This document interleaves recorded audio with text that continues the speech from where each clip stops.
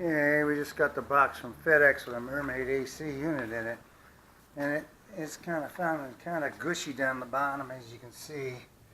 It's like it's been banged around quite a bit. Hopefully,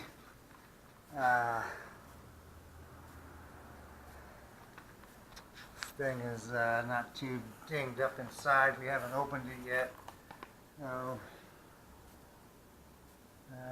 let's see. See here in a minute. I'll open this sucker up and hopefully it'll be okay still.